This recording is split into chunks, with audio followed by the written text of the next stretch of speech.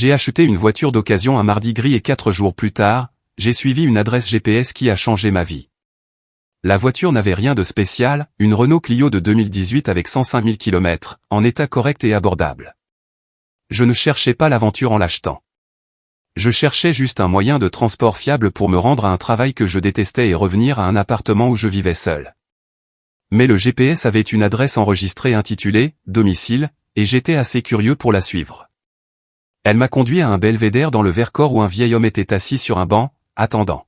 « Vous êtes venu » dit-il, comme s'il m'attendait. Avant de commencer, avez-vous déjà suivi votre curiosité vers un lieu inattendu? Laissez votre réponse dans les commentaires ci-dessous. Et si vous aimez les histoires de rencontres inattendues, de découvertes de sa voix et de la manière dont des étrangers peuvent changer nos vies, veuillez vous abonner pour ne pas manquer notre prochaine vidéo. Maintenant, laissez-moi vous ramener au samedi où j'ai conduit jusqu'à une adresse qui n'était pas la mienne. J'étais perdu. Pas géographiquement perdu. Je savais où j'étais, je connaissais mon adresse et je pouvais aller de la maison au travail et en revenir sans y penser. Mais j'étais perdu de la manière qui compte le plus, celle qui vous tient éveillé à 3 heures du matin à vous demander ce que vous faites de votre vie et pourquoi rien ne semble avoir de sens. J'ai abandonné mon master il y a 2 ans. Je préparais un master en littérature comparée parce que c'est ce qu'on fait quand on a une licence de lettres et qu'on ne sait pas quoi faire d'autre de sa vie. Mais au milieu de ma 2e année, j'ai regardé mes camarades discuter de la théorie déconstructionniste et je n'ai absolument rien ressenti. Aucune passion, aucun intérêt, juste le vague sentiment que je faisais les choses par automatisme parce que je ne savais pas quoi faire d'autre. Alors, j'avais arrêté. Et pendant 2 ans, j'avais travaillé dans un centre d'appel pour une compagnie de câbles, à gérer les plaintes des clients pour 16 € de l'heure, vivant dans un studio dans un quartier plus abordable de la ville et ayant l'impression que la vie arrivait à tout le monde sauf à moi, qui ne faisait qu'exister. Mes amis d'université se mariaient, achetaient des maisons et commençaient des carrières qui semblaient avoir un but et une direction. Mon fil d'actualité sur les réseaux sociaux était rempli de photos de fiançailles, d'annonces de promotion et de photos de vacances de lieux où je n'étais jamais allé. Et moi, j'étais juste là, à prendre les appels de clients en colère, à réchauffer des dîners pour une personne au micro-ondes et à essayer de me souvenir de ce que c'était que d'être enthousiasmé par quelque chose. Ma voiture était tombée en panne la semaine précédente, une Toyota Yaris de 2004 qui avait finalement rendu l'âme après 320 000 km de bons et loyaux services. J'avais pris le bus pendant quelques jours, puis j'avais décidé que je devais acheter quelque chose rapidement. Rien de sophistiqué, juste fonctionnel. J'avais trouvé la Renault Clio sur un parking de voitures d'occasion à la périphérie de la ville. Le vendeur, un type d'une 50aine d'années à l'air fatigué qui semblait aussi peu enthousiaste par son travail que moi par le mien, m'avait montré le rapport Istovec, m'avait fait remarquer qu'elle avait été bien entretenue et m'avait proposé un prix que je pouvais à peine me permettre mais que j'arriverais somehow à gérer. L'ancien propriétaire en a bien pris soin, avait-il dit. Vente de succession, le propriétaire est décédé. La famille a vendu la voiture. Carte grise en règle, pas d'accident. Je l'avais essayé, l'avais trouvé perfectly adéquate et j'avais signé les papiers. 2 jours plus tard, je quittais le parking au volant, désormais propriétaire d'une voiture fiable mais sans histoire qui m'emmènerait d'un point A à un point B without breaking down.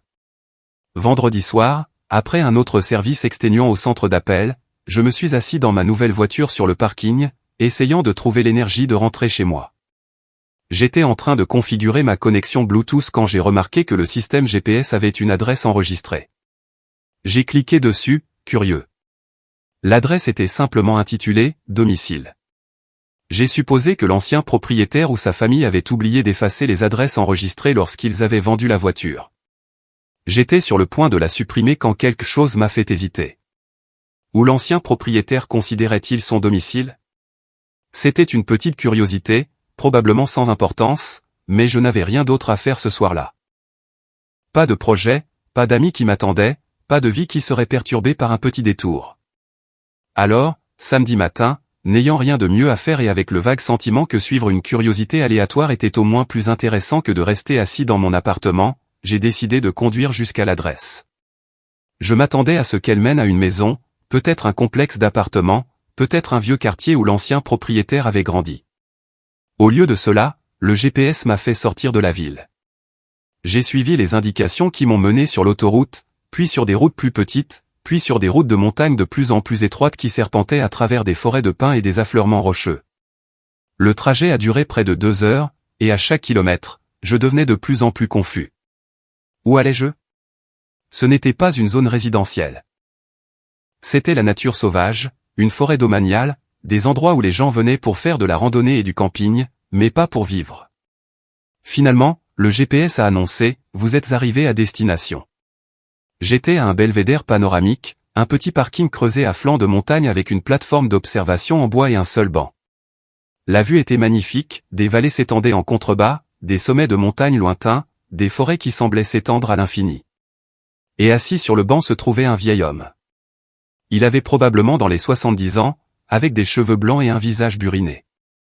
Il portait une veste en flanelle malgré la température douce, et il regardait la vue avec une expression à la fois paisible et profondément triste. Je suis sorti de ma voiture lentement, incertain. Faisait-il de la randonnée? Était-il juste une autre personne profitant de la vue? Mais alors que je m'approchais, il s'est tourné et m'a regardé, puis a regardé la voiture derrière moi. Il a souri. Vous êtes venu, dit-il. Sa voix était rauque mais chaleureuse. Je savais que quelqu'un finirait par venir. Je me suis arrêté à quelques mètres du banc, confus. Je suis désolé. Est-ce que je vous connais? Non, mais je connais votre voiture. Il a fait un geste vers la Clio garée derrière moi. Elle appartenait à mon fils, Michel Dubois. Il est mort il y a 8 mois. J'ai eu l'impression d'avoir reçu un coup de poing. Je suis tellement désolé. Je l'ai acheté chez un concessionnaire. Je ne savais pas, ce n'est rien, dit le vieil homme. C'est comme ça que ça devait se passer. Je suis Thomas, au fait. Thomas Dubois. Et vous? Benoît. Benoît Chevalier. J'ai fait un geste impuissant vers la voiture, vers le belvédère, vers la situation que je ne comprenais pas, je ne sais pas ce qui se passe. J'ai juste. Le GPS avait une adresse enregistrée. J'étais curieux, alors je l'ai suivi. Thomas sourit, bien que ses yeux fussent remplis de larmes. C'est ce que Michel espérait. Il a dit, celui qui achètera la voiture, s'il est le bon type de personne, sera assez curieux pour la suivre. Et il m'a dit que si quelqu'un venait, je devrais être là pour le rencontrer. Pourquoi? Je ne comprends pas, asseyez-vous, dit Thomas en tapotant le banc à côté de lui. Laissez-moi vous parler de mon fils. Je me suis assis, toujours complètement déconcerté, et Thomas a commencé à parler. Michel avait 32 ans quand il est mort. Un cancer. Ça a commencé dans ses poumons. Il n'a jamais fumé un seul jour de sa vie, mais parfois ces choses arrivent. Au moment où ils l'ont découvert, il s'était propagé. Il s'est battu pendant 1 an, mais... La voix de Thomas se brisa. Il a perdu. Je suis tellement désolé. Michel était un photographe d'aventure, continua Thomas, comme s'il avait besoin de raconter l'histoire d'un seul coup où il n'y arriverait jamais. Après la mort de sa mère quand il avait 12 ans, il n'y avait plus que nous deux. Nous étions proches, pas seulement père et fils, mais meilleurs amis. Il fit un geste vers le belvédère qui nous entourait. C'était notre endroit. Nous sommes venus ici pour la première fois quand Michel avait 14 ans. Juste un arrêt au hasard lors d'un voyage en voiture, mais il a adoré. La vue, le calme, la façon dont le coucher de soleil frappait les montagnes. Nous avons dispersé les cendres de sa mère ici. Nous sommes venus ici quand il a obtenu son diplôme d'études secondaires et de nouveau quand il a obtenu son diplôme universitaire. Chaque fois que la vie devenait difficile ou compliquée, nous montions ici en voiture et nous nous asseyions simplement. Thomas s'essuya les yeux. Quand Michel est tombé malade, nous savions tous les deux qu'il allait mourir. Le cancer était trop agressif, trop avancé. Au cours de ces derniers mois, il était trop faible pour voyager, pouvait à peine sortir du lit. Et je me souviens de lui pleurant une nuit, disant qu'il souhaitait que nous puissions faire un dernier voyage ensemble à notre endroit, un dernier coucher de soleil au belvédère. J'ai senti les larmes monter à mes propres yeux, même si je n'avais jamais rencontré Michel, ne le connaissais pas du tout. Mais il n'a pas pu le faire, dit Thomas. Il était trop faible. Et quelques semaines avant de mourir, il m'a dit quelque chose d'étrange. Il a dit qu'il avait programmé cette adresse dans son GPS avec une étiquette spécifique, domicile. Il a dit que c'était un acte de foi que celui qui achèterait la voiture, s'il était le genre de personne qui fait attention, qui suit sa curiosité, qui s'interroge sur les choses, verrait cette adresse et serait peut-être assez curieux pour la suivre. Mais pourquoi? Pourquoi ferait-il ça? Thomas me regarda avec une intensité presque inconfortable. Parce que Michel croyait que l'univers rassemble les gens pour des raisons. Qu'il n'existe pas de connexion sans signification. Il m'a dit, papa, celui qui achètera cette voiture et viendra à notre endroit, il cherche quelque chose, même s'il ne sait pas quoi. Sois là pour lui. Raconte-lui notre histoire. Termine le voyage pour moi. Laisse quelqu'un d'autre voir notre coucher de soleil. Je suis resté assis dans un silence stupéfait, en train de digérer tout cela. Un mourant avait programmé une adresse GPS, espérant que celui qui achèterait sa voiture serait assez curieux pour la suivre et que son père serait là pour le rencontrer. Je viens ici tous les samedis depuis la mort de Michel, dit Thomas. En attendant. La plupart des samedis, personne ne vient, mais je continue de venir parce que je le lui ai promis. Et aujourd'hui, vous êtes venu. J'ai failli supprimer l'adresse. Je pensais qu'elle avait juste été laissée par erreur. Mais vous ne l'avez pas fait. Vous l'avez suivi. Pourquoi? J'y ai réfléchi. Je ne sais pas. La curiosité, je suppose. L'ennui. Je n'avais rien d'autre à faire aujourd'hui. C'est suffisant, dit Thomas. C'est exactement suffisant. Michel savait que quelqu'un qui suivait sa curiosité, même une petite curiosité apparemment sans importance, était le bon type de personne pour entendre son histoire. Nous sommes restés assis en silence pendant un moment, à regarder la vue. Finalement, Thomas demanda, « Alors, Benoît, pourquoi vous ennuyez-vous à ce point que vous n'aviez rien de mieux à faire un samedi que de suivre une adresse GPS aléatoire ?» J'ai ri amèrement. Parce que ma vie est vide. J'ai 26 ans. Je travaille dans un centre d'appel que je déteste. J'ai abandonné mon master parce que je n'en voyais pas l'intérêt, et j'ai l'impression de juste exister au lieu de vivre. Je n'ai aucune direction, aucun but, aucune idée de ce que je suis censé faire de ma vie. Thomas hocha la tête comme s'il s'en était douté. Vous êtes perdu. Oui, je suppose que oui. Michel était comme ça une fois au début de la vingtaine. Il avait obtenu un diplôme en commerce parce que ça semblait pratique. Et puis il avait trouvé un emploi dans une compagnie d'assurance parce que ça semblait responsable. Et il était malheureux. Complètement, totalement malheureux. Qu'est-ce qui a changé? Il a pris un cours de photographie, juste pour le plaisir, sur un coup de tête, parce qu'il avait toujours aimé prendre des photos avec son téléphone. Et quelque chose a cliqué. Il a réalisé qu'il avait vécu la vie qu'il pensait devoir vivre au lieu de la vie qu'il voulait vivre. Alors il a démissionné, a acheté un appareil photo et un sac à dos, et a commencé à voyager. Ses photographies ont été remarquées. Il s'est bâti une carrière, et pendant les 10 années suivantes, il a vécu plus pleinement que la plupart des gens ne le font en 80. Thomas se tourna pour me regarder. Vous avez suivi cette adresse GPS sans raison logique. Vous avez conduit 2 heures jusqu'à un endroit où vous n'étiez jamais allé pour voir ce que domicile signifiait pour un étranger. Ce n'est pas l'action de quelqu'un qui est vraiment vide, Benoît. C'est l'action de quelqu'un qui cherche. Chercher quoi? C'est la question, n'est-ce pas? Michel ne savait pas qu'il cherchait la photographie jusqu'à ce qu'il la trouve. Peut-être que vous ne saurez pas ce que vous cherchez jusqu'à ce que vous le trouviez non plus. Mais le fait que vous soyez toujours curieux, toujours prêt à suivre de petites impulsions, c'est important. C'est la différence entre exister et vivre. Nous avons parlé pendant des heures. Thomas m'a raconté d'autres histoires sur Michel, sur ses aventures, sa philosophie, sa conviction que la vie était faite pour être explorée plutôt que simplement survécue. J'ai parlé à Thomas de ma propre vie, de mes peurs, de mon sentiment de perdre mon temps alors que tous les autres semblaient avoir tout compris. Alors que le soleil commençait à descendre vers l'horizon, peignant le ciel d'orange et de rose, Thomas dit, Michel adorait ce moment de la journée. La lumière, la façon dont tout brille. Nous sommes restés assis en silence, à regarder le coucher de soleil ensemble. Un jeune homme perdu de 26 ans et un père en deuil de 73 ans, réunis par la foi d'un homme mort que la curiosité crée des liens. Alors que la dernière lumière s'estompait, Thomas sortit une enveloppe de la poche de sa veste. Michel m'a laissé ça. Il a dit de le donner à celui qui suivrait le GPS. Il l'a écrit dans ces dernières semaines, quand il était trop faible pour faire grand-chose d'autre. Les mains tremblantes, j'ai pris l'enveloppe. À l'intérieur se trouvait une lettre, écrite à la main d'une écriture légèrement tremblante. À celui qui lit ceci, vous avez acheté ma voiture, et vous avez été assez curieux pour suivre une adresse GPS jusqu'à nulle part. Cela me dit quelque chose sur vous. Vous cherchez. Peut-être que vous ne savez pas quoi, mais vous cherchez. Je suis en train de mourir en écrivant ceci. J'ai 32 ans, et il me reste peut-être un mois.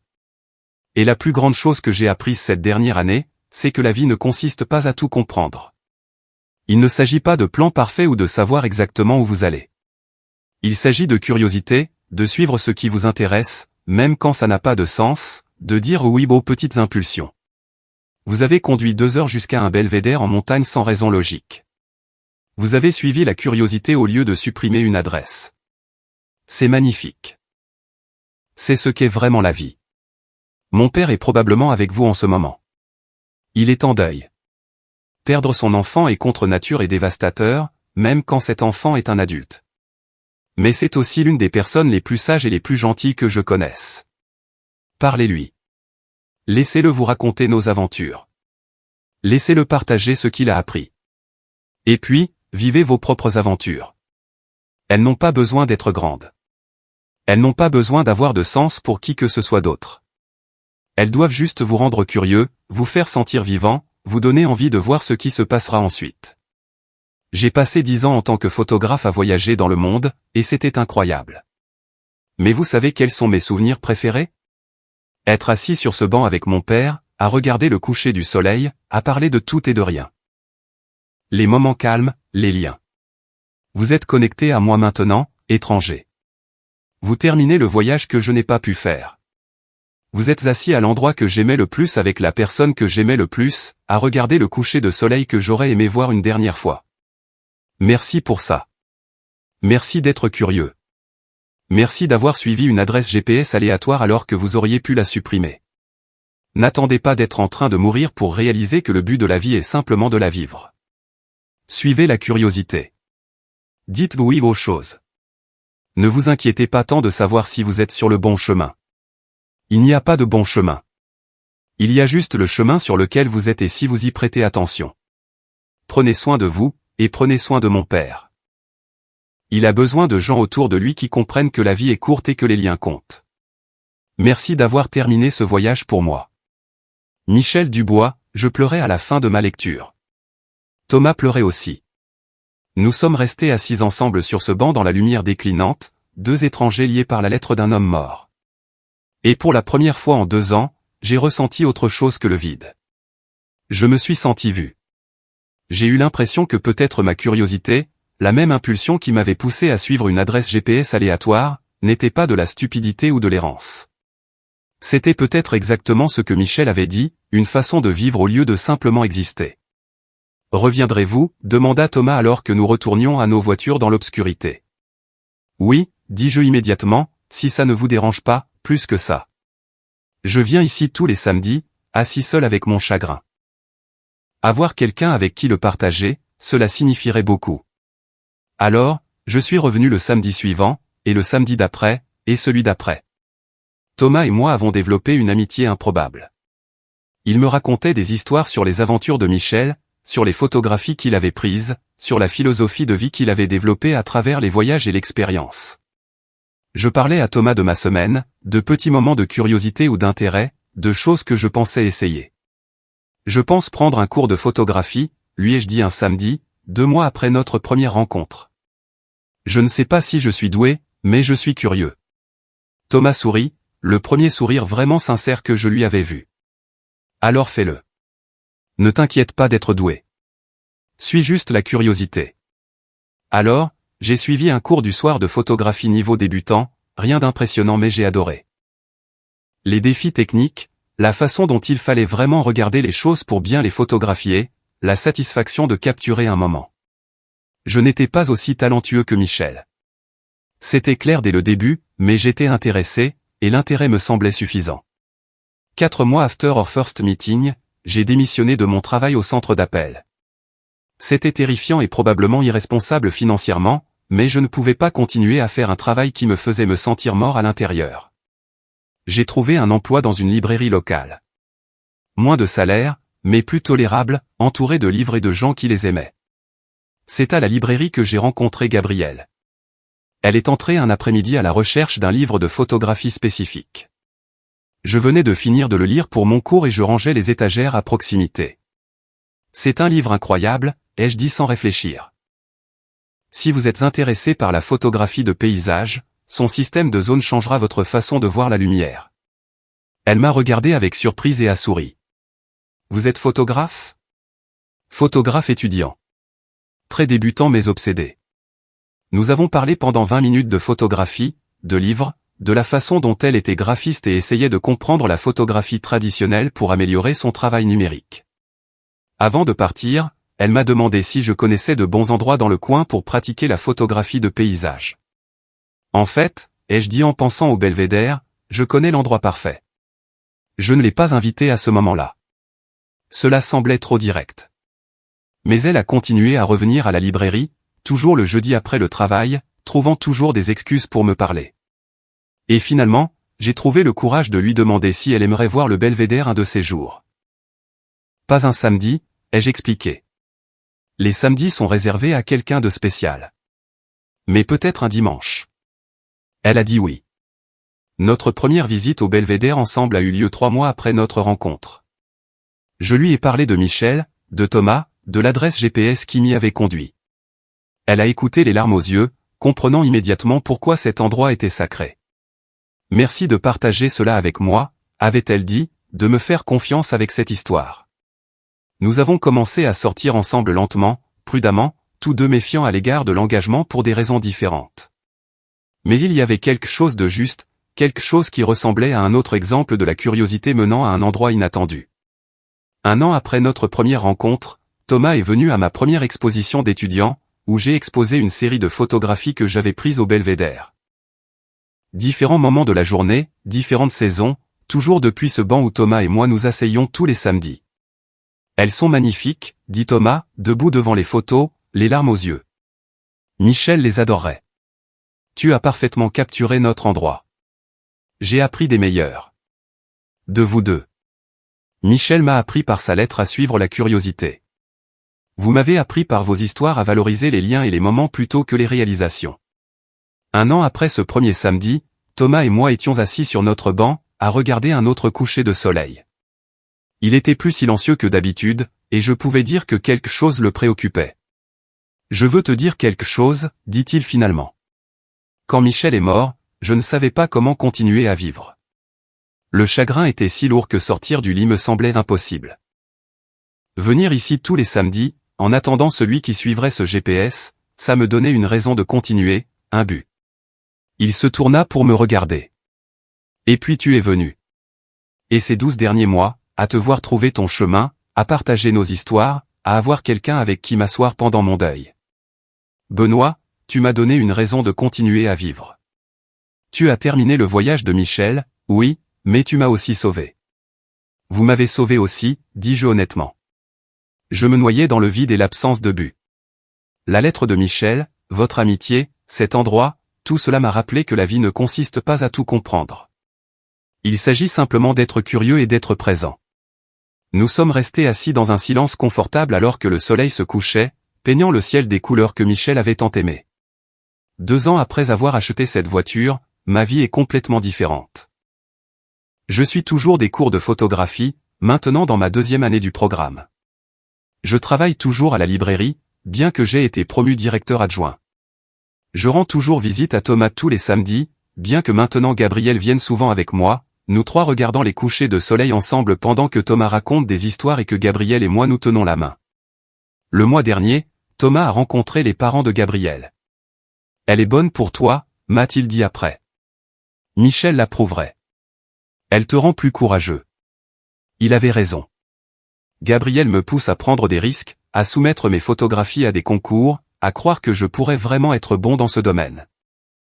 La semaine dernière, une de mes photographies un coucher de soleil depuis le Belvédère, Thomas assis sur le banc en silhouette a remporté la 3e place dans un concours régional. Tu vis, a dit Thomas quand je lui ai dit, ses yeux brillants d'une fierté qui semblait paternelle. C'est tout ce que Michel voulait, que quelqu'un prenne sa lettre au sérieux et vive vraiment. Je n'ai toujours pas tout compris. Je ne sais toujours pas si la photographie deviendra une carrière ou juste un passe-temps passionné. Je ne sais pas si Gabriel et moi nous marierons. Je ne sais pas à quoi ressemblera ma vie dans 5 ans. Mais j'ai appris que ce n'est peut-être pas grave. Peut-être que le but n'est pas d'avoir un plan parfait. Peut-être que le but est simplement de suivre la curiosité, d'être présent, d'être ouvert aux rencontres inattendues, que ce soit un père en deuil sur un banc de montagne ou une graphiste à la recherche d'un livre de photographie. J'ai acheté une voiture d'occasion avec une adresse GPS enregistrée, et elle m'a conduit à tout ce qui compte maintenant, un endroit qui ressemble à un foyer, un mentor qui est devenu une famille, une petite amie qui me donne envie d'être plus courageux, et une vie qui me semble enfin être la mienne. Parce que Michel Dubois avait raison. On ne trouve pas de but en le planifiant. On le trouve en suivant la curiosité et en voyant où elle mène. Parfois, elle mène à un belvédère en montagne. Parfois, elle mène à une conversation dans une librairie. Parfois, elle mène à l'amour, à l'amitié, à une vie que vous n'auriez jamais imaginée mais que vous ne pouvez pas imaginer vivre sans. Avez-vous déjà suivi votre curiosité vers un lieu inattendu et trouvé quelque chose de significatif? Partagez votre histoire dans les commentaires ci-dessous. Si cette histoire sur les rencontres inattendues, la découverte de sa voix et le pouvoir de dire « oui » à la curiosité a touché votre cœur, veuillez cliquer sur le bouton « j'aime » et vous abonner pour plus d'histoires significatives chaque jour.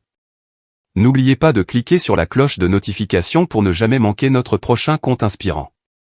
Merci d'avoir regardé, et à la prochaine.